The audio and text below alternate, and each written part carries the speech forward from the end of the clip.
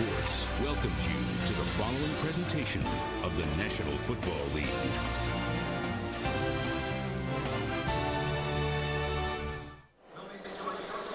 Kickoff weekend, the 82nd NFL season. To celebrate, President Bush will toss the coin. Minnesota has heads, Carolina has tails. Let's go to the White House for President Bush. We're here in the Rose Garden to help kick off the NFL's 82nd season. This is a great day for fans. And I want to salute the NFL for its long history, lasting influence, and the quality of its athletes. I'm glad to be joined by members of Washington's Metropolitan Police Boys and Girls Club, all future NFL greats. And now to officially begin the NFL's 82nd season, the coin toss. This is heads, this is tails. Here we go. It's tails. I wish the players of the NFL good health and have a great season.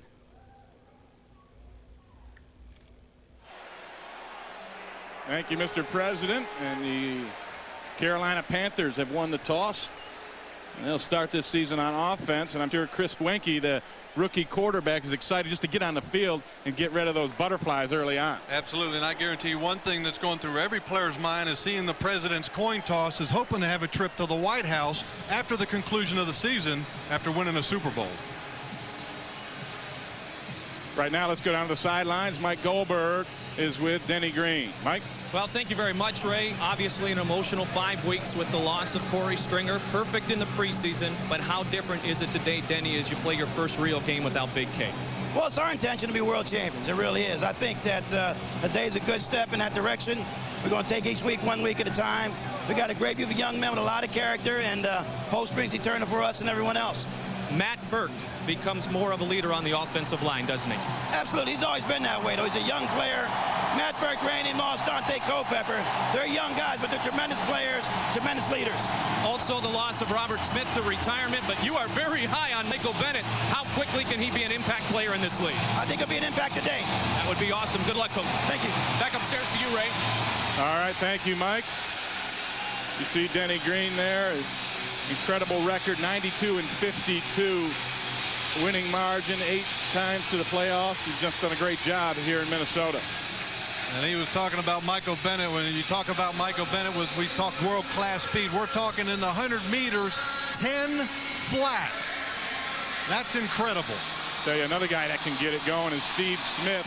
Returned 101 yards for a touchdown in the preseason. The rookie out of Utah is back there ready to receive along with Isaac Byrd.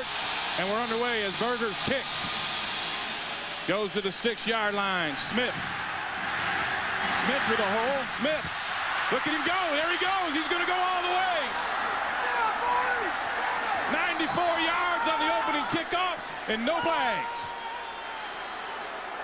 Wesley Walls had said that Steve Smith has a cocky, arrogant attitude, believes he can score every time he touches the ball.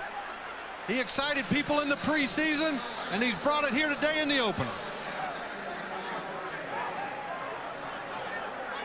Boy, that's how you start a season if you're a Carolina Panther. And John Casey comes on to attempt the extra point. Casey's first live kicking action in the regular season since '99, and he splits the uprights. And we've got a surprise here early on. The Carolina Panthers open up a 7-0 lead over the Vikings as they return the opening kickoff of the season for a touchdown. There's Steve Smith. With a young quarterback such as Chris Wenke coming in this environment, they had to have a big performance by their special teams. And Steve Smith, once he finds a seam, he has the speed to pull away from everybody. Not just incredible speed, but the blocking was absolutely tremendous on that kickoff return. And I tell you, you look at it, the Vikings overrun this thing, and that'll happen on an opening kickoff of the year. You got so much adrenaline, you just fly down there. But you saw everybody in kind of one wave, and then he busted through. Steve Smith will make the Carolina Panthers fans forget about Michael Bates. Michael Bates, who was the all-decade team in the NFL, was lost due to salary cap reasons. And obviously the last line of defense, Mitch Berger, didn't have a chance. No, Dean Wells rolled him right over, and even Berger overcovered the thing because he's that safety. The last line of defense, he was up inside the 35-yard line. And you can see Dennis Green is not happy having to conversation with his special teams coach, Gary Zahner.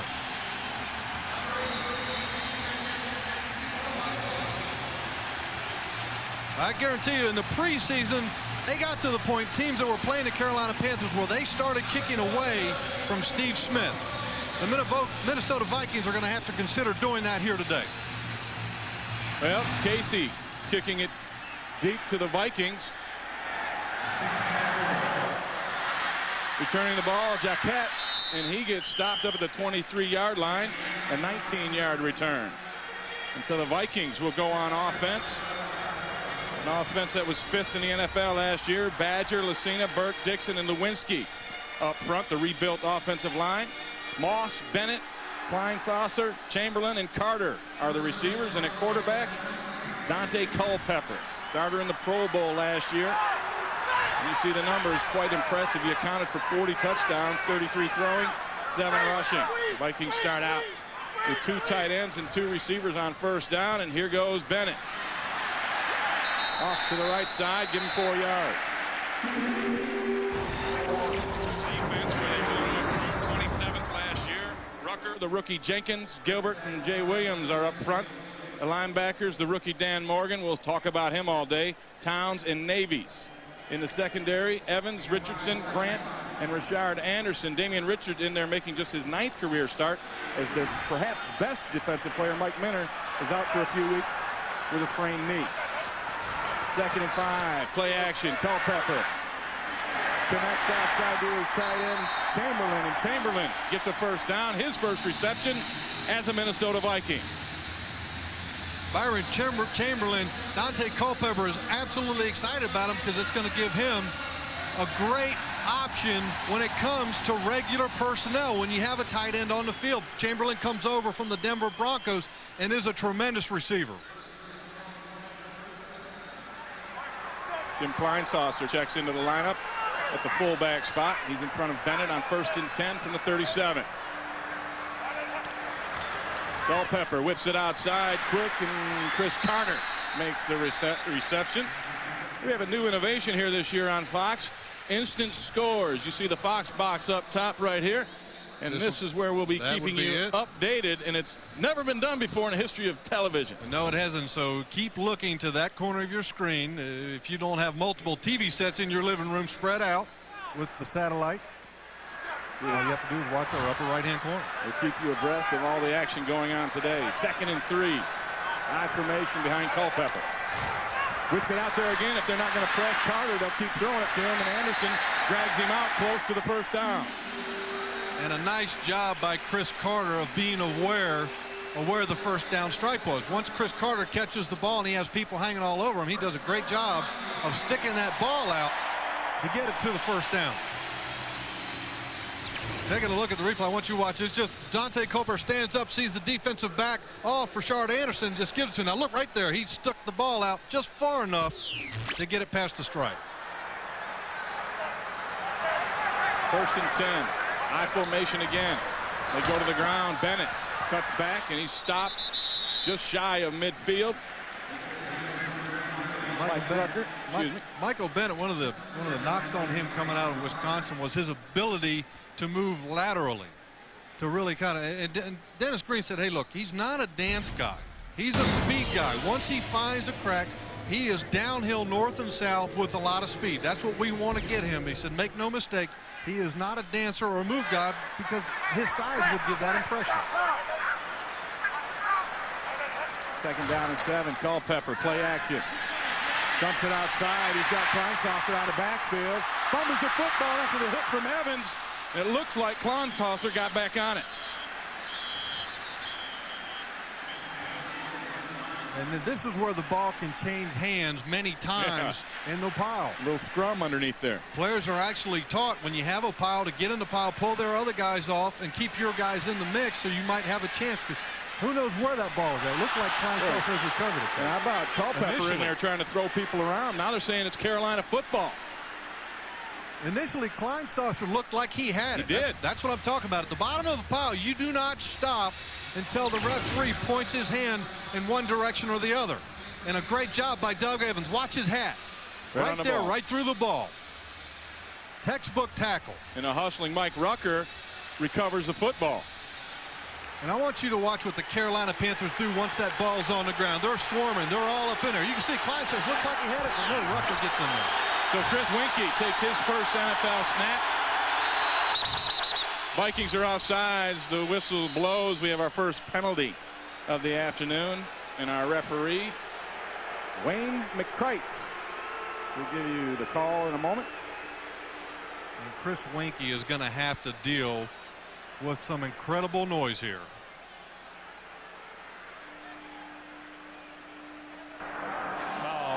Before the snap, encroachment, 51 purple, 5-yard penalty, still first down.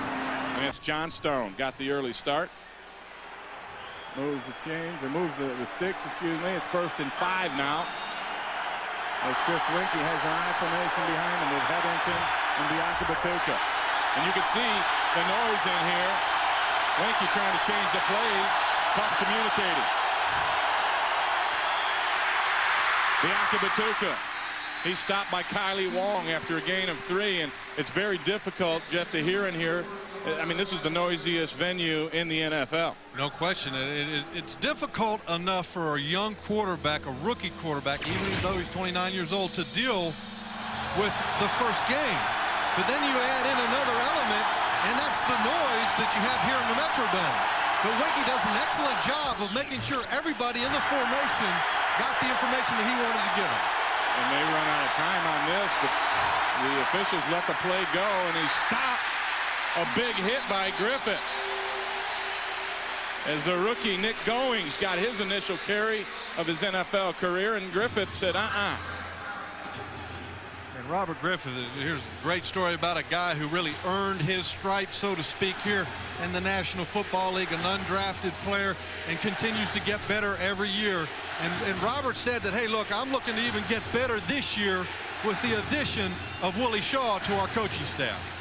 Willie Shaw, the secondary coach now for the Minnesota Vikings and an assistant head coach. 3rd down and 3. 3 wide receivers. Winkie with time, pumps once, throws it, it's knocked away. Intended for Wesley Walls, and Robert Griffith makes another big defensive play. And it was a huge play because it was 3rd down and got the Minnesota Vikings off the field. The one thing that you will see out of the Minnesota Vikings this year is a lot more contested balls. Last year, they did not have a lot of them with only 8 interceptions, but Robert Griffith almost started out with the first interception of the year for their defense. Chris Winkie was very fortunate. If he had gotten that, he would have been on the run to the end zone. Todd Sauerbrunn on to punt. Nate Jacquet back, and he waves everybody off, and this one will be down near the 10-yard line. It's rolling inside the 10. A nice punt for Sauerbrunn. Finally down at the 7-yard line. A 40-yard punt for Todd Sauerbrunn. And the Minnesota Vikings will take the football back. 7-0 to score. Carolina over Minnesota. Welcome back to the Hubert H. Humphrey Metrodome here in Minneapolis. Ray Bentley along with Jeff Lageman. Early here in the first quarter, Carolina up 7-0 over Minnesota, as rookie Steve Smith returned the opening kickoff some 94 yards for the touchdown to put Carolina on the board. Vikings fumbled in their first possession. They start this one 1st and 10 from their own 8. Michael Bennett tries the middle of the line, pushes forward for about 4 yards, and now the pushing starts going on. And speaking of pushing, the Vikings are trying to push to get their offensive line to start a little bit quicker. Yeah, and as you can see, offensive line and assistant head coach Mike Tice there, he said, hey, look, we've got an offensive line that's a lot different this year. We're a bunch of Buicks and Fords. We're not the Jaguars and the Cadillacs like we've had in the past, and we've started slow in the preseason, and that's been a concern of mine. We need to start faster today here on opening day. 2nd and 6. They go to the ground again. And Bennett stopped for a short gain. Right now we'll go to Los Angeles. Here's JB for an NFL update. Ray and Jeff, I'm sure you know that the Packers with Favre at the helm have never lost to the Lions in the state of Wisconsin. They start off strong here. Ahman Green, 31-yard touchdown run. Pack on top in the first. 7-0. Back to Ray Bentley. Jeff Lockett. Thanks, JB. A little Lambeau Loop on opening day. Didn't take long for that. Didn't take long for that. Third down and 5. Culpepper goes to the shotgun. Carter in motion. Moss down at the bottom. They haven't gone to him yet. And now the pressure. Culpepper is sacked. And that's Sean Gilbert making the play. And I wouldn't consider this so much as a great pass rush by Sean Gilbert as it would be a coverage sack. As you can see, Dante Culpepper is in the shotgun. When he doesn't find a wide receiver immediately, this is the guy, Sean Gilbert, that gets the push and then comes up and slides off of the guard, Corbin Lucina, and makes the sack. So Steve Smith back to return the Berger punt. It's a line drive, and it hits and bounces backwards, takes a Panther bounce. And now that's actually it's not a live football. It was touched by a Viking first, even though the Vikings feel they recovered. No, it is. It actually hit a Panther after a Viking touched it. So once they talk about this, it should go back to Carolina's football. But Don Morgan, safety for Minnesota, recovered that football. And then this is where you're going to see, with the replacement officials, a lot of discussion to get things the right way. Earlier in the first quarter here, we saw where they missed a delay of game that was fairly obvious. First touching by the kicking team, Minnesota. By rule, it'll be Carolina's ball at the spot, first touching, 1st and 10. So that's what you're going to see, discussions to make sure that they're going to get the right call. And they did this time. Denny Green doesn't think so. You can't sell him that. No, that's for sure. So we'll take a break right now. Carolina gets the ball in Viking territory with a 7-0 lead when we come back. The Panthers were able to maintain possession because Don Morgan, the Minnesota Viking, touched the ball first. Once he touches the ball, it doesn't matter where it goes from there. First down for the Carolina Panthers. In Viking territory. 1st and 10 in the Minnesota 48. Winky, play action, pressure on, and he gets sacked. And that's Fred Robbins. Chris Hovan got there first. Robbins gets the sack. Robbins got the sack, but the whole reason the sack happened was the penetration by number 99, second-year player Chris Hovan, who does the penetration. And look at Robbins circling all the way around to the left side, making the sack. But it all started in the middle with number 99, Chris Hovan. Second and very long for Winky. They toss it outside to Biakabutuka, and he's stuck for a loss. Kylie Wong and Robbins again making the play. An excellent job by Talent Sawyer turning the play back in and allowing the pursuit of Fred Robbins to come down the line of scrimmage and deliver an incredible hit on Biakabutuka. But it all started with forcing the running back towards the middle of the defense, and that was Talent Sawyer. Now it's 3rd and 24 for Chris Winky.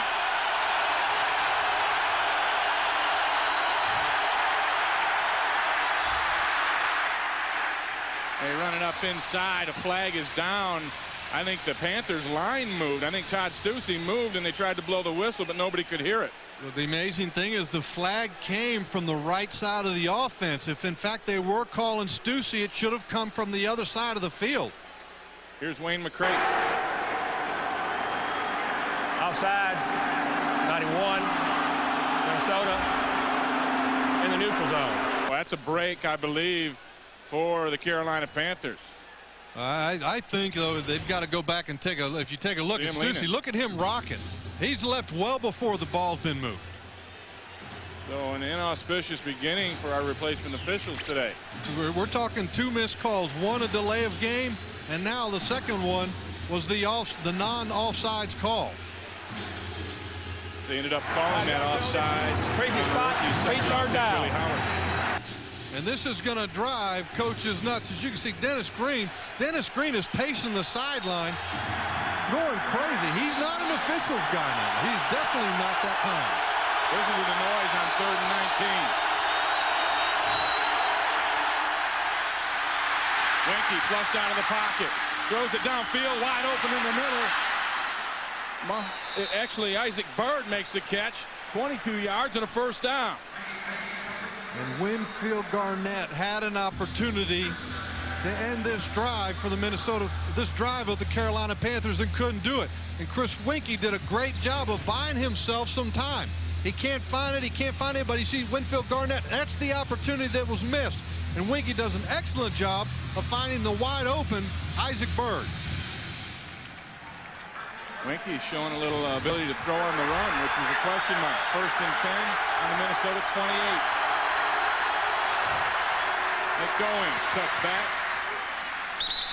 And he picks up a couple yards, and we've been so busy we haven't had a chance to introduce you to the Carolina Panthers offense. Stussy, Nesbitt, Mitchell, Donnelly, and Terry, the rebuilt offensive line up front. The backs and receivers, Muhammad, Biakabatuka, Hetherington, the veteran Wesley Walls, and Donald Hayes filling in for the injured Patrick Jeffers. And of course at quarterback, we've talked about him extensively, is Chris Winkie. And we do have a flag on that last play. We'll see what that was about. Play, dead ball, personal foul, gets number 75 for Carolina. 15 yards from the end of the run. He's 2nd down. Todd Stussy. And Todd Stussy was going at it with the other free agent. They've kind of moved around a little bit. Todd Stussy obviously left Minnesota in the offseason to go to Carolina, and he was tangling with Lance Johnstone, who the Minnesota Vikings picked up from the Raiders. Interesting story about Todd Stussy. He called up offensive line coach Mike Tice, wanted to have dinner with him last night. Tice's reply to him, "I don't eat with the enemy."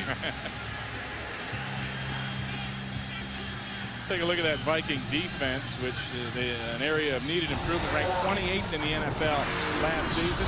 Johnstone, whom you've just talked about, Hovan, Robbins, and Sawyer are up front. McDaniel, Wong, and the rookie Patrick Chikura are the linebackers.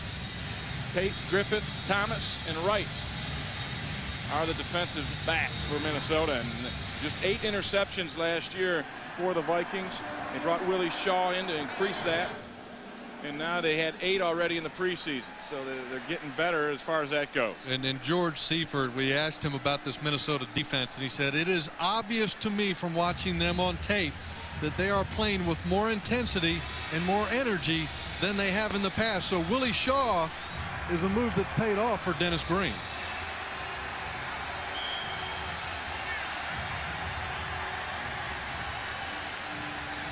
So things have been sorted out, and it's 1st down and 20 plus for Chris Winkie.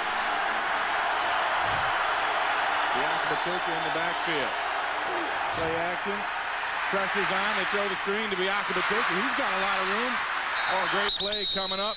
Nipping the shoestrings was Robert Griffith again. And this was an excellent call because Kylie Wong was coming in on the blitz. There was no better play in the world to have against the blitz than the screen. As you'll see, the linebackers coming up in, and what it does is it catches everybody in the backfield. Even Ed McDaniel was involved in the blitz, and look at this. There is nobody in purple in that area. If Kevin Donnelly had been able to get Griffith on the block, that ball could have been in the end zone. No backs in the backfield. Hetherington in motion on 2nd and 14. Winkie, now the whistle blows and stops play. Looked like Stussy moved again, and they might have gotten him this time. I'm not here to bash officials, but it was kind of funny. He blows the whistle before he actually pulled the flag out of his pocket. Fourth play. Ball start. 75, Carolina. 5-yard penalty. So that's 2 penalties on Stussy in this drive. Should have been 3. It should have been 2. They called the defense on the other one. There's Stussy right there in the circle, and he just gets a rock. But now, according to the NFL rules, if a defensive player on the line of scrimmage simulates the snap on the defensive side, then it should be called on the defense. That's a bad call in my book right there. It should have been called on the defense. You cannot flinch to draw an offensive player offside.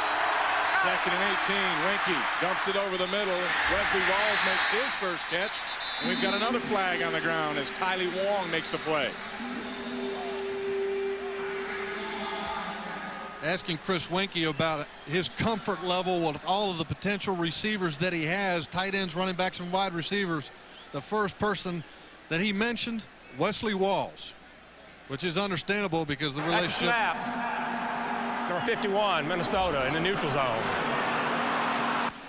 Lance Johnstone lining up off sides. And it's easy to understand why you would get a comfort level with Wesley Walls. If you throw it anywhere near Wesley Walls, he has incredible hands. Wesley coming back from the ACL reconstruction last year. He hurt his knee against Atlanta on October 29th. Had the surgery December 7th, and it's 9 months later. Here he is out there playing again, which to me is amazing. Well, in order for him to get back out in that short of a time frame, second down, he opted for a different kind of procedure. Instead of using a piece of his own patella tendon, he used a cadaver ACL. He said the guy was 6'8" and ran a 4.240. I asked Wesley, I said, well, you got robbed then. Second and 14. Wenke to throw with time, dumps it over the middle. This one's complete to Steve Smith. Smith, who scored earlier, gets a first down. I think George Seifert lied to us. He said that he was going to let Steve Smith concentrate on special teams alone. I think he was trying to hide the fact that he wanted to use this explosive weapon on offensive downs as well. But look at the protection that Chris Wenke has. Fantastic protection. Steve Smith in the preseason, he had a reverse for a touchdown, a few big punt returns, including a couple that were touchdowns called back, as well as a kickoff return for a touchdown in the last preseason game. Seventh play of the drive for Carolina. Goings tries to cut back. Nothing there. He runs into Chikura.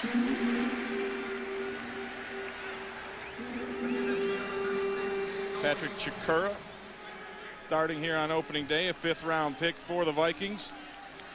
And it's interesting to watch this Minnesota defense. It's much younger this year with some of the players, and part of that youth is Patrick Chikura. Chikura beat out Lemansky Hall for the battle to play the strong side linebacker in the preseason. Wenke dumps it over the middle to Hetherington, and he is stopped short of the first down, but near the 6-yard line as Chikura is in there again on the stop. I'm impressed by the start that Chris Wenke has had so far in this ball game. The one thing that's enabled him to have success is the big return quieted this crowd here in the Metrodome, and it enabled him to focus more on communication and everything else. But it's obvious so far that he has more poise than you would usually see in a rookie quarterback. Well, you see a great drive for the Panthers, and Wenke 4 for 4 for 63 yards on this drive.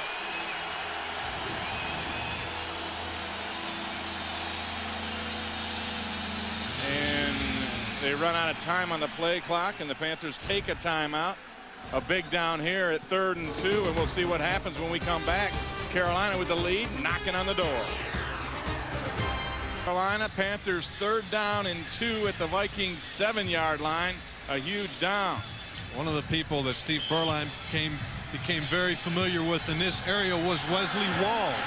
And Wesley Walls is lined up right there on the left side of the offensive formation. You've got to watch him when they get down in this area.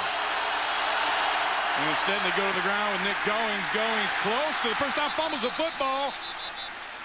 And it looks like Carolina got back on top of it. I think that was Robert Griffith coming up and making another big hit.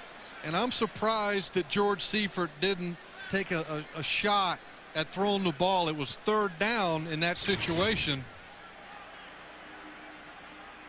I would have thought that he really would have taken a shot at the end zone. Griffith made the hit. McDaniel knocked the ball out, but Muhsin Muhammad got back on top of it for Carolina. I think this is definitely a fumble. See the ball come out before the knee hits the ground? There's no question the ball was and I believe that's definitely what the discussion is about. And that's the call. It's 1st down and goal, Carolina.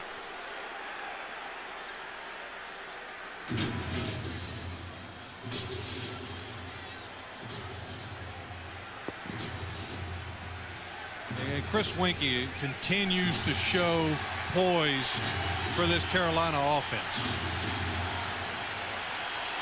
See, last year the red zone Vikings had problems on defense. Carolina had a lot of problems on offense.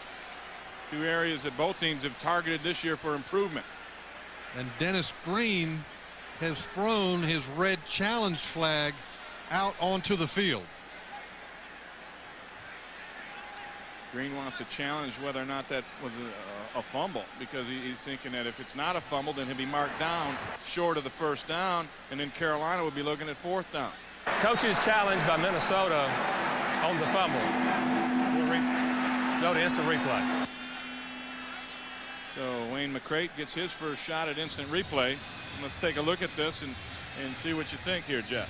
And then we had an opportunity to look at it before, and as we look at it again, you will see that Goins, when he gets up in the line of scrimmage, it's out. It is out well before his body came anywhere near the ground. And this is the best shot that you can see.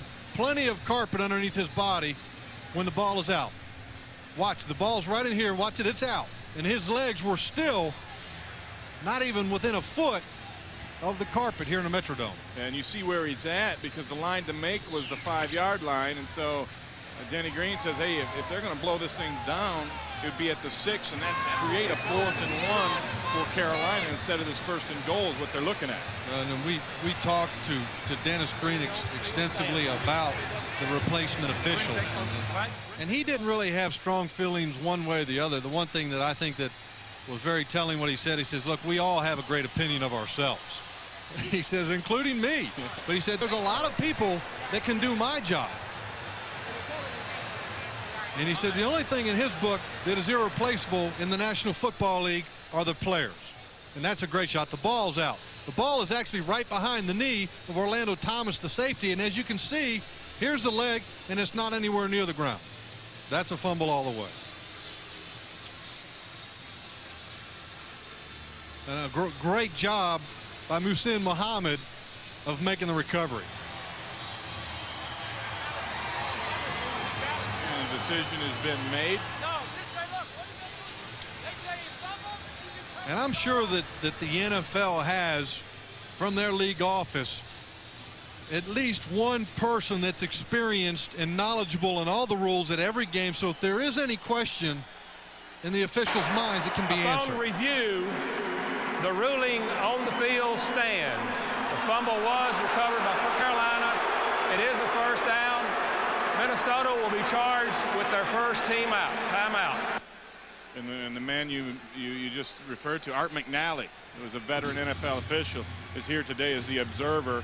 And I'm sure if something goes awry, Art's going to step in and make sure things are right. And I believe that was a correct ruling there. And now it gives Carolina the ball inside Minnesota's 5-yard line, 1st and goal, and it cost the Vikings a timeout. They now have 2 timeouts remaining here in the first half. And this has been somewhat of a surprise to me, because I really expected Minnesota's offense to start this game out in 3 wide receivers and try to attack Carolina early with the big play, especially to number 84. I mean, after all, Randy's an explosive guy, and Dennis could not say enough good things about him. Well, it's 3:17 left in the first quarter here, and the Vikings have yet to throw it in Moss's direction, and Carolina's knocking on the door to a 14-0 lead. Up 7-0 after the Steve Smith kickoff return for a touchdown. They go with split backs. Flop to the right, Muhammad in motion. They go to the ground with Nick Goings. Goings up inside, and he is stopped at the 2-yard line. The rookie Nick Goings out of Dublin, Ohio. Pittsburgh University, and getting a lot of time here. And they run right over top of Stussy and Wesley Walls. And surprising, Wesley Walls is not known for his real great blocking ability. You see Wesley, he just kind of hangs on. But Goings does a good job of getting his pad level low and getting that forward push. 2nd and goal just inside the 2. Carolina eating up the clock. Mangum in motion. They go to the ground with Hetherington. He's met over the top, and he's stopped for a loss. And that's Ed McDaniel making the play, along with a rookie, Willie Howard. Chris Hetherington tries to go over the top up in this area. And I want you to watch these guys right here, the 2nd line of defense for the Minnesota Vikings meeting at the top. Kylie Wong and then Ed Daniel right there meets Hetherington right in the face. That's a fun place to play defense. Linebacker on the goal line. And McDaniel does it with excellence. Third and goal. Hetherington hit again by McDaniel. Stop, but there's a flag down.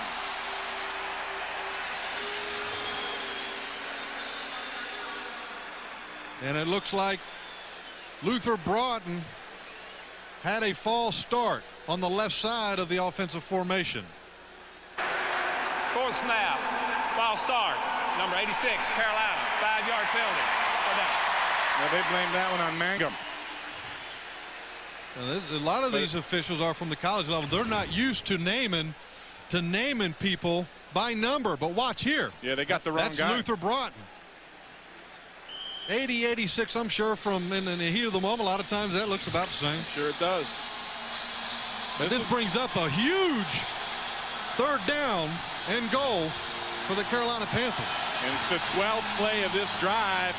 And Orlando Thomas trying to get the Vikings fans into it. Believe me, they are. And you're going to have a hard time hearing what's going on here. And now they're going to reset. They're going to reset the clock. And there's some confusion in the Panther huddle. And now look at the Vikings run over there and they say, hey, he called timeout. You better charge him with it.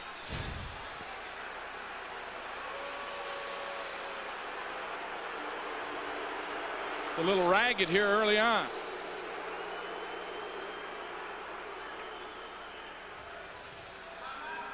And they did make him take that timeout. So the crowd forces the timeout. We'll take one as well. Carolina facing third and goal. They lead 7-0. It's calm outside, but it's wild inside here at the Metrodome as the Carolina Panthers are facing a third and goal from the Vikings 7-yard line. Chris Winkie takes him out of the huddle, but he can't hear anything.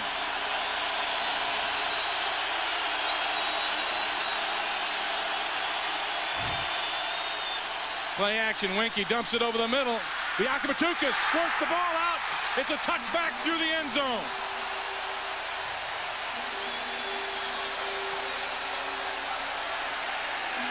Biakabatuka has had problems fumbling the ball in the preseason. And it's as we've seen so far in this game, Nick Goings has been getting a lot of play time. What a costly fumble. You cost your team 3 points at the very least. As you can see, it's almost a delayed one-man screen. And take a look at the shot that Ed McDaniel and Kylie Wong put on Biakabatuka. Hit him right in the midsection where the ball is being carried out and pop it out. Right there, Ed McDaniel. That's the second Ed McDaniel forced Huge fumble plays on this drive. Huge plays by Ed McDaniel down here in the tight red zone.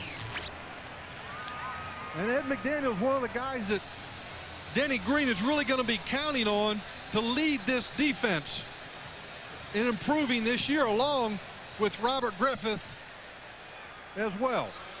McDaniel, a 10-year man out of Batesburg, South Carolina. I know they're happy and they're watching it back there for Ed. He's an incredible player. He's active. He's got great feet. He's got the veteran savvy. He's the kind of guy that you would like to have in the mix with a lot of young players, and especially to help with the development of Chikura. So a huge stop by the Viking defense. And there's Willie Shaw right there letting them know. That's Willie Shaw. He's really brought that energy level up for the Vikings defense. Denny Green having a little say as well. And Emmett Thomas is still the defensive coordinator for the Minnesota Vikings. But Willie Shaw has taken a little bit bigger role with his defense. Right now, let's take a game break, and we'll throw it out to JB in Los Angeles. Hey, Ray, Jeff talked about quick feet and veteran savvy. Looks like and sounds like he's describing Amon Green, who breaks a tackle, heads down the sideline, 83 yards to pay dirt. Try this on for size. 5 carries, 122 yards, 2 touches, 21-3 Green Bay in the first. Back to Ray and Jeff. Sounds like some high school numbers. That's incredible. Well, what a return that they're getting with Amon Green in Green Bay. Had a great season last year, picking up where he left off on opening day. Biakabatuka is beside himself on the bench. 1st and 10 from the 20. The Vikings offense gets another shot at it. Culpepper on play action. He's hit from behind, and he throws it late, and it's incomplete.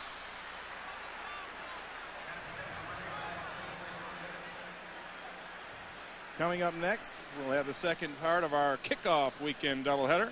You'll see Marshall Falk and the explosive Rams offense go against Donovan McNabb and the Eagles in a showdown of NFC contenders. Or there'll be other regional play. A full day of NFL action continues next on Fox. That's going to be one fantastic football game with two Super Bowl contenders, I think. 2nd and 10, Carter in motion. Michael Bennett tries the left side. Bennett with a little bit of a seam, and now he gets hit. He stops short. That's Damian Richardson coming up from the safety spot with a big hit. And does a nice job. But one thing that is still baffling me is Dennis Green talked about. He said, what's your plan of attack offensively? And he said 3 wideouts, getting Jake Reed involved with the offense, and also Byron Chamberlain, our very strong receiving tight end. Spread them out, run the football a little bit, but get the big plays like they were getting all preseason, and they haven't done that, except for now they do it on 3rd down. 3rd and 4. Culpepper in the shotgun. And he just throws this one towards Jake Reed, but up almost into the stands. And the Vikings will have to punt. And this offense just needs to settle down. They had a lot of success in the preseason and were doing things the right way.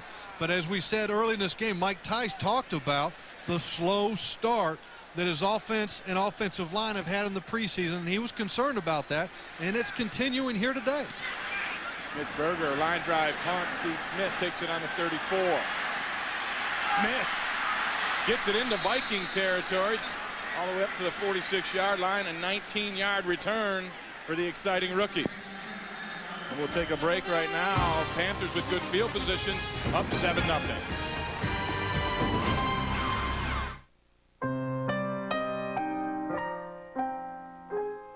No matter who you are. Over Minnesota here late in the first quarter, and pretty much Carolina's had their way with the Vikings. A surprise here in Minneapolis. A lot of people didn't expect this, but Carolina's offense did a good job of battling through the early noise and has been successful with a balanced offense, which is not a strong characteristic of the West Coast offense. Goings squirts through and gets up near 1st down yardage. Orlando Thomas in there making the tackle, and that should bring us to the end of the first quarter. And indeed it does, and that is the end of the first, with Carolina up 7-0 over Minnesota.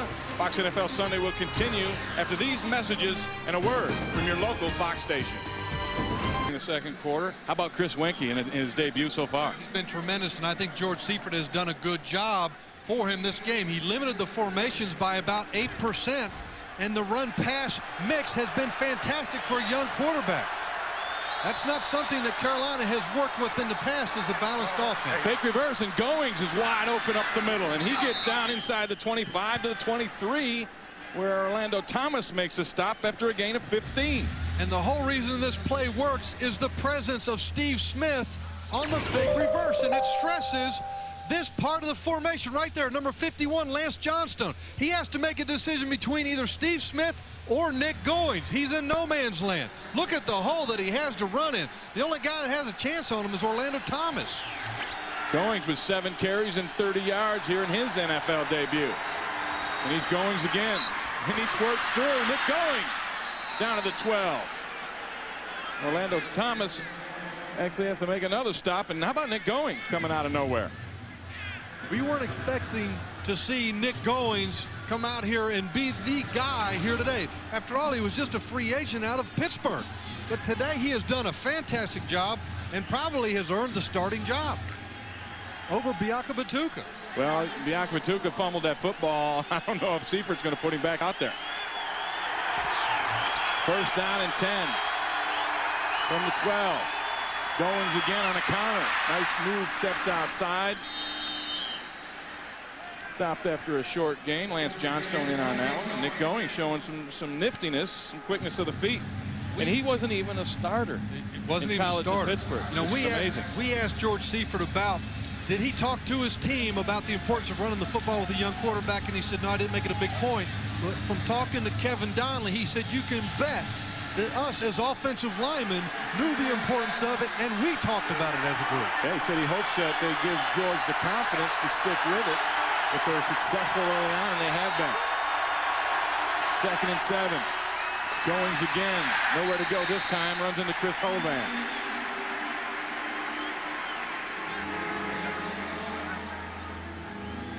Chris Hovan is one of the guys that has to step up this year for the Minnesota Vikings. He is the under tackle on the defensive formation going against Jamar Nesbitt, and he actually runs right through Todd Stussy to make the play behind the line of scrimmage.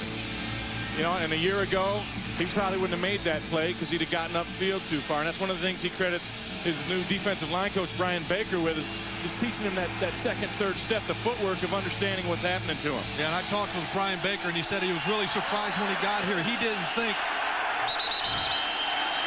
that Chris Hovan would be that coachable of a player, but he said he's been a dream, a coach's dream. Panthers take a timeout to get things right. They lead here 7-0.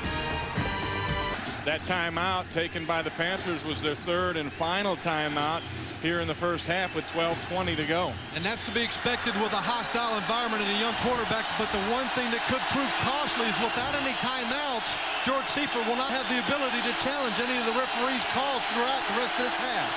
3rd and 7. Winky drills it short over the middle. It's complete, but Kylie Long is there to make a stop on Muhsin Muhammad, and the Panthers are forced to bring out the field goal unit. And Chris Hovan absolutely leveled Chris Winky after the throw and beats Kevin Donnelly in the pass rush move. As well as number 92, Winfo Garnett, getting good push against Jamar Nesbitt. Casey on for the field goal, and that is good, and he adds to the lead. Carolina up over Minnesota, now 10-0 in a surprise here in the second quarter. So the Panthers take control here in Minnesota. 19th, Carolina at Minnesota. These two same teams, and Chris Carter had a huge day, as did Dante Culpepper. His biggest day in his pro career, as the Vikings got all over Carolina. That's not the story here today. You see Randy Moss got involved as well. He had a touchdown catch. Culpepper threw for over 350 yards in that game. It's not happening today, as the Carolina Panthers have taken control of this game. They lead 10-0 here in the second quarter. John Casey is set to kick it, and it is back to receive Nate Jaquette for the Vikings. Jaquette. He stopped just past the 20. Is good special teams play made by Carl Hankton. Check out the instant scores up top to see what's going on around the league. Surprises all over the place. Buffalo over New Orleans. Not a surprise with New England, Cincinnati.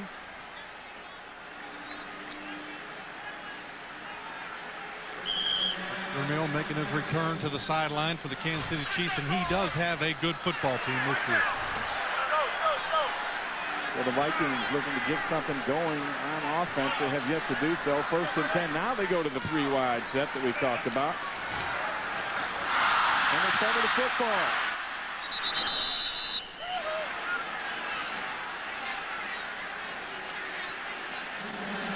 That's a rookie mistake.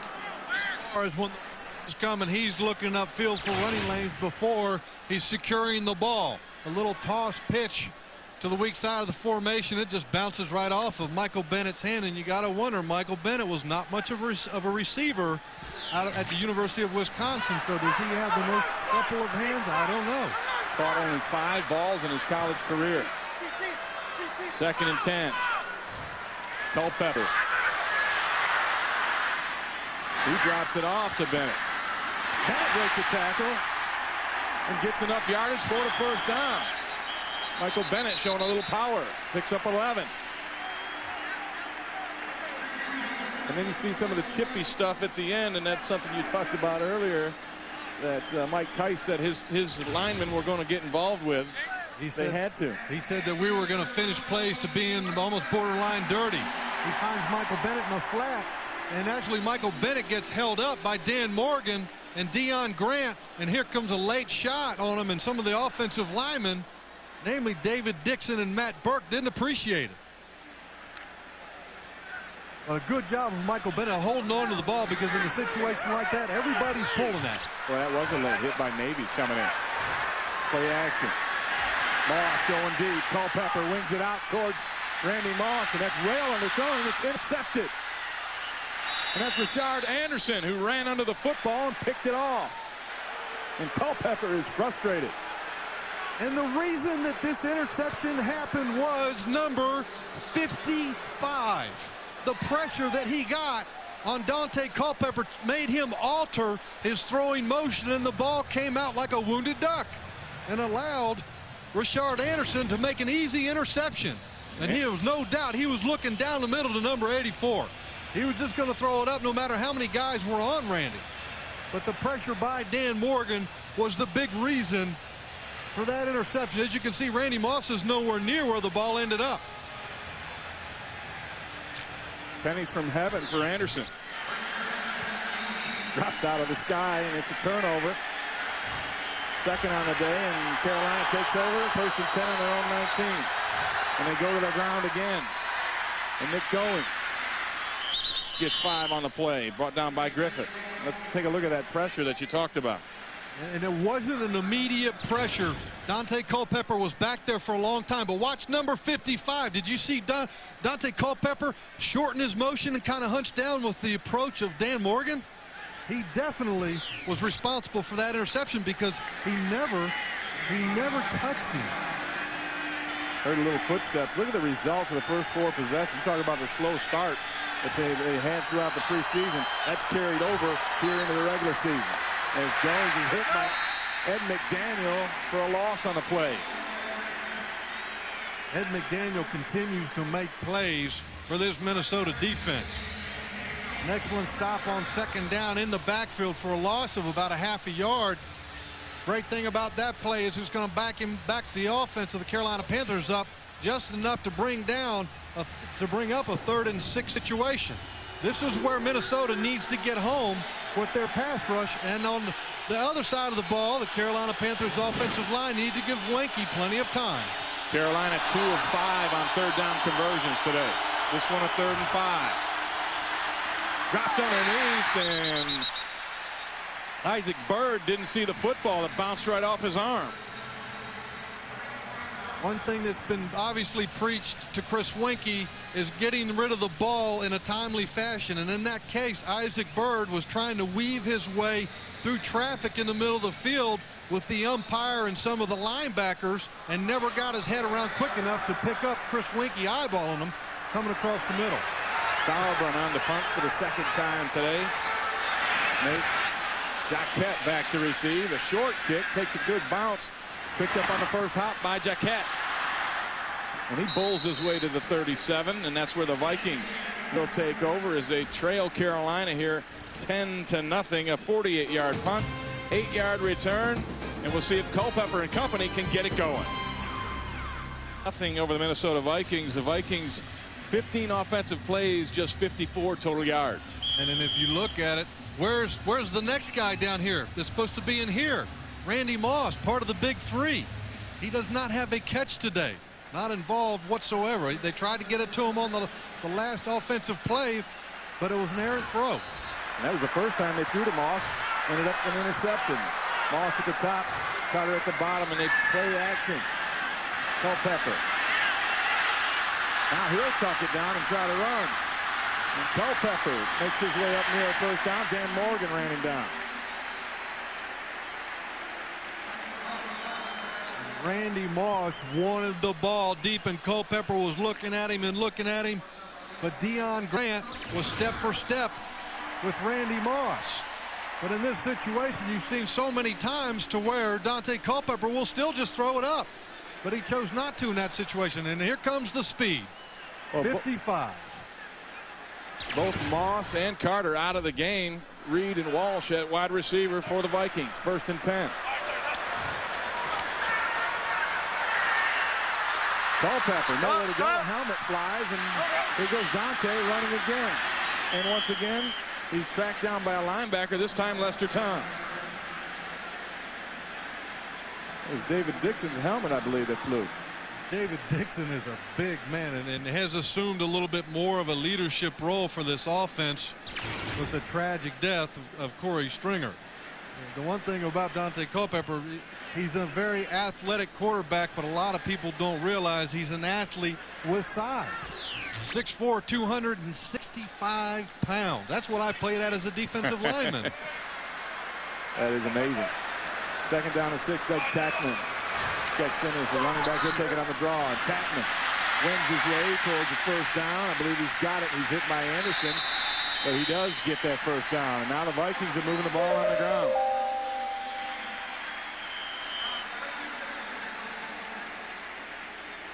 And I'm sure that Dennis Green took Michael Bennett out of the lineup to give him a chance to kind of let him relax a little bit. He's a rookie also, just like Winky, although he's probably a little bit more of a pure rookie than Winky. Michael Bennett is. But Doug Chapman, the second-year guy out of Marshall, in giving Bennett a little bit of a break. Bennett with 6 carries, 19 yards on the day as Culpepper goes from the gun. All day to throw it, drops it outside to Kleinsasser, who bowls over a tackler. Kleinsasser fumbled earlier on a reception similar to that. Ran over Doug Evans. My question is, from talking to Dennis, is about their game plan is, where's the wideout involvement in this offense? You know, they still haven't gotten it to either one. And you're talking, when we say the big three, these are 2 guys that are 2 of the best wide receivers in the football, and they haven't been able to get them involved. Chris Carter with 2 catches. That's the only wide receivers that have gotten on the scoreboard. And the tape board, if you will. Hey, here's a nice run by Chapman. Busting outside, picking up a first down. Looked like there was some movement early. No flags on the play, and it's a first down for Chapman. The Vikings are in a 2 wide receiver set, but look at the block that Chris Carter gets on Dan Morgan. Speed is great, but when you're on the ground, it's hard to use it. Chapman went up into the middle of the line of scrimmage. There was absolutely no hole whatsoever, and he bounced it out. And then we talked to some of the defensive backs through both teams, and they felt that there's 2 of the best blocking wide receivers in this game in Chris Carter and Muhsin Muhammad. Play clock running down. They hand it off to Chapman again, and Chapman now is met at the line of scrimmage. Goes nowhere but backwards. Larry Chester makes the play. You want to talk about running into a brick wall. Chester's a big one. Larry Chester. Doug Chapman went into Larry Chester. He absolutely went nowhere. That's Larry Chester against Matt Burke, who Mike Tice considers the 2nd best center in the National Football League, and does a fantastic job. I don't know why Chapman cut that back, because the blocks were made for him to go outside. He cut right into Chester. Absolutely. That's the one thing about with young running backs. They're not as stringent on staying in the holes they're supposed to be. Culpepper sets up the screen. Gets it out to Chapman. He is hit immediately by Dean Wells. When Dean Wells beat Matt Burke to the plate. That was a foot race that Dean Wells won. I want you to watch. This is Matt Burke, and when he releases to go in the screen, he's got to pick up number 95, Dean Wells. And Dean Wells beats him to the spot and puts a great hit on Chapman.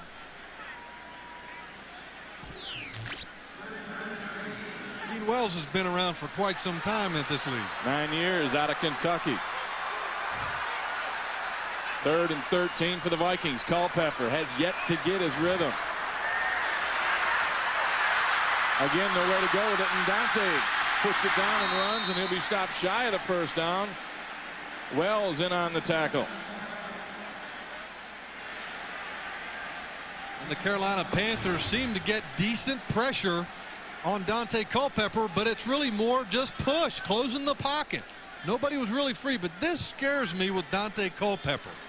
Here he is lowering his shoulder, trying to make a first down on 3rd down, but you're talking one of the marquee quarterbacks, the leader of your offensive team, if I'm Dennis Green, I don't want Dante Culpepper doing that. No, you don't, and now you got to put it on the Viking receivers, because 3 times in that drive, Culpepper had to pull it down, had nowhere to throw it, and he had to run the football. As Gary Anderson's on to try the 41-yard field goal, and that is no good. Anderson wide left on his initial try on the year, and the Vikings remain scoreless. So with 3:11 left here in the first half, Carolina surprisingly up on Minnesota 10-0. To get it together on the sidelines, they haven't scored in about 6 quarters of play. If you go back to the NFC Championship game, got blanked 41-0. Here we're late in the second quarter, and they're still yet to put points on the board. You know, Minnesota was coming into this year expecting that the offense and special teams would be good, and the question mark would be with their defense. Conversely, on the other side of the field, with the Carolina Panthers, going out and getting 3 veteran free agents with the offensive line and Stussy, Mitchell, and Donnelly is paying off. And it seems that they found a quality running back in Nick Goins. Well, who would believe a George Seifert coach team would pass only 9 times against 15 runs this early on? And they go to the ground again, and Goins Runs into Griffith after a gain of 4.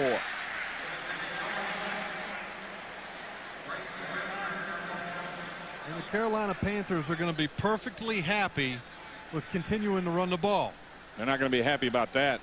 That's #1 draft pick rookie Dan Morgan being carted off the field. We'll have to find out what happened with him here, and as soon as we do, we'll get you updated.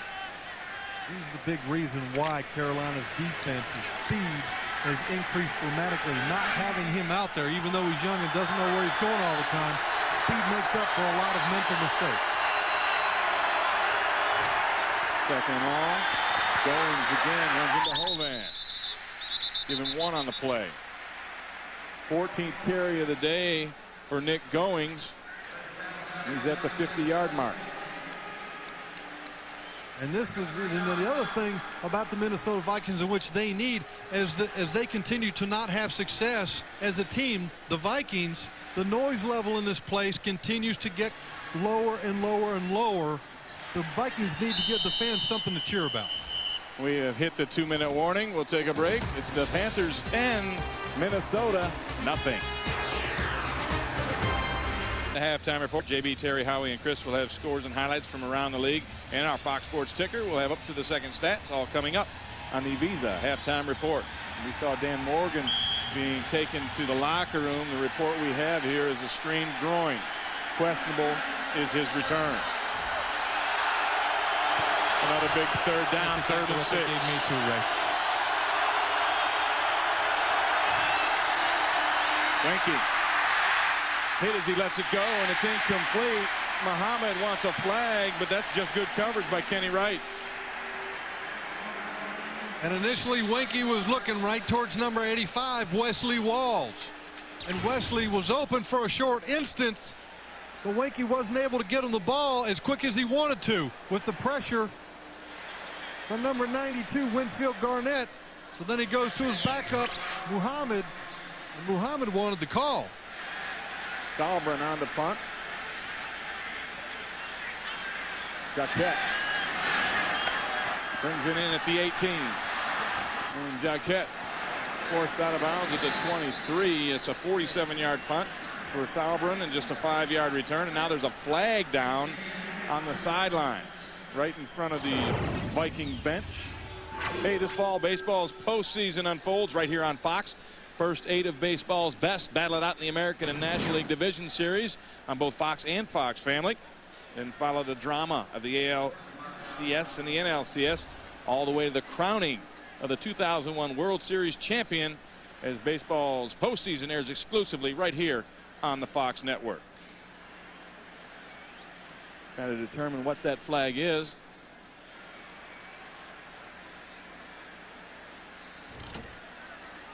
Checking out some of the out-of-town scores.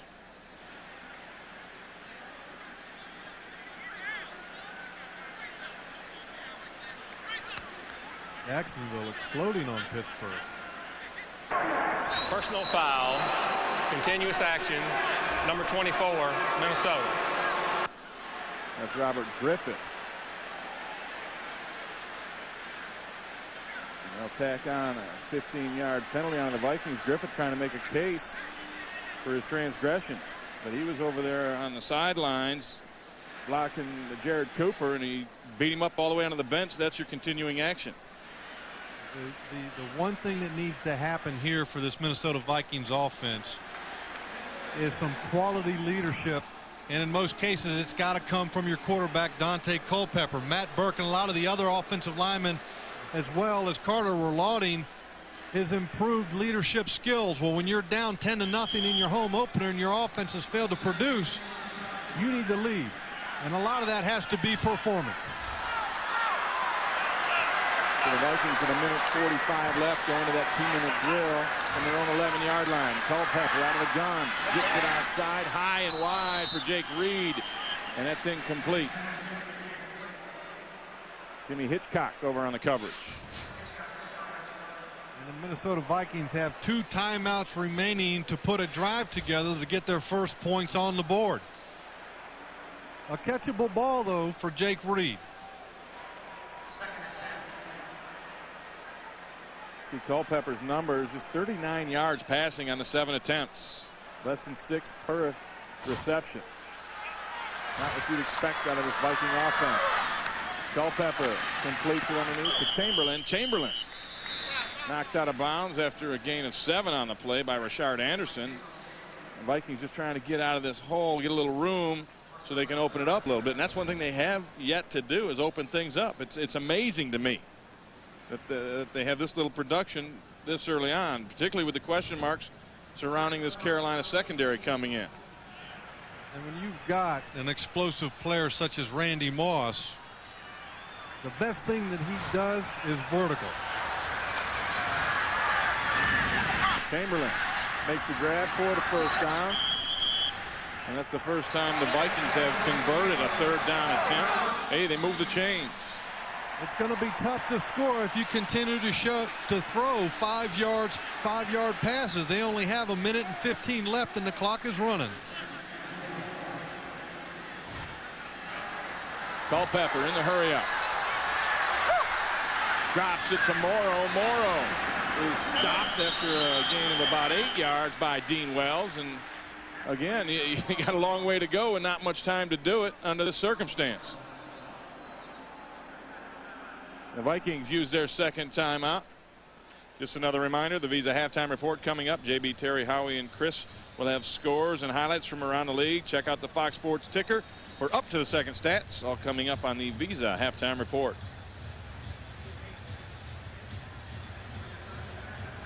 Dante Culpepper, 10 of 14 on the day, 59 yards and the 1 interception that he threw. In this drive, he's 3 of 4 for the 20 yards, but everything has kind of been just a little dink or dunk underneath. And when you're talking the Minnesota Vikings, you've got to get the ball down the field. And the amazing thing, we were talking with Doug Evans, he said one of the great things that the Vikings do is they'll put all the receivers away from Randy Moss and let him have half the field by himself, almost like playing basketball, clearing it out for the one-on-one opportunity, and we have yet to see that. In fact, Randy Moss in the last couple of plays was the slot, the inside receiver. He's down at the bottom of the screen now, but Culpepper dumps it off again to Morrow, and he gets up past the 40 to the 41-yard line. And Culpepper's trying to get him to hurry up. One of the things that George Seifert said that was the goal of his defense was to eliminate the big plays, and they have done that completely so far in the first half. Culpepper spikes the ball to stop the clock with 42 seconds remaining here in the first half, and it'll be 2nd and 10. The Vikings saving that 1 timeout they do have. We asked George what his philosophy was going to be on defense. He said, we're going to mix it up. He says, but whatever we're using in that mixing up of coverages has got to be something designed to stop the big play from happening. We're always going to have somebody over the top. And I think what it's doing is forcing Minnesota to dink and dunk to try and break down that underneath coverage, because that's where the holes have been at and will continue to be at. Right, and that's not their game. Culpepper. Now he throws it downfield, wide open, Jake Reed. And Reed, his first catch, is coming back to the Vikings gets Minnesota down into Carolina territory, and the Vikings use their final timeout with 31 seconds to go here in the first half, and the crowd starting to sense it a little bit. I want you to watch the attention that Randy Moss will get. He draws 3 defensive backs into his area, allowing Jake Reed to come underneath and have the room to run. That's what you have to have if the Carolina defense is playing so deep. Sending Randy Moss deep will help stretch that last line of defense even more, so making quite a bit of room between the linebackers, the underneath coverage, and your safeties, who are your deep coverage. Randy Moss is a weapon whether or not the ball's intended to him, but the amazing thing has been so far in this first half, the amount of vertical routes by Randy Moss have not been very frequent.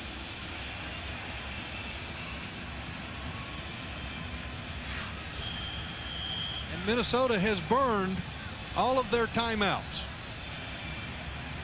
So at this point, with 31 seconds left, you can still go over the middle, but you're looking for more of an outside route, throwing something along the sidelines so they can stop the clock and get it out of bounds. It usually takes, with the play clock running, about 17 seconds to run a play. So you're not talking a whole lot of plays unless they use the boundary to stop the clock.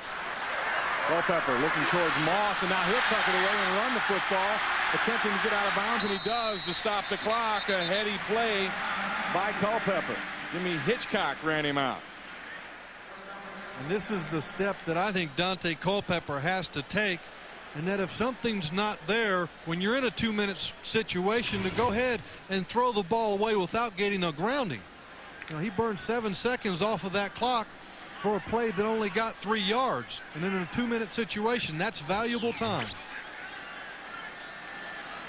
Culpepper via the ground today, 4 for 27. Culpepper throws it to the corner, and this is intercepted. Hitchcock. He tried to force it to Jake Reed, and he just threw it right to Jimmy Hitchcock. Yeah. Hitchcock's going to keep that ball. Former Viking, he likes that one. Not only has Carolina been achieving their goals of preventing the big play, but then they're also doing the second goal, and that's get turnovers. Jimmy Hitchcock makes a great play on the ball.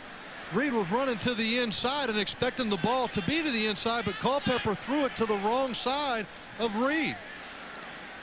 As you can see, the reaction with Dante, he cannot be happy, and things have got to be frustrating because he is so used to having, especially in the preseason, that high-powered offense, and it hasn't been today. And Winkie takes a knee, and they'll let the clock run out. And you're right about Culpepper. 12 of 18 for 95 yards and the 2 interceptions. And the Vikings get shut out here in the first half as the Panthers are up 10-0 going in at halftime. So we'll be back here in Minneapolis after this commercial break. It's the end of the first half. The score 10-0 Carolina over Minnesota.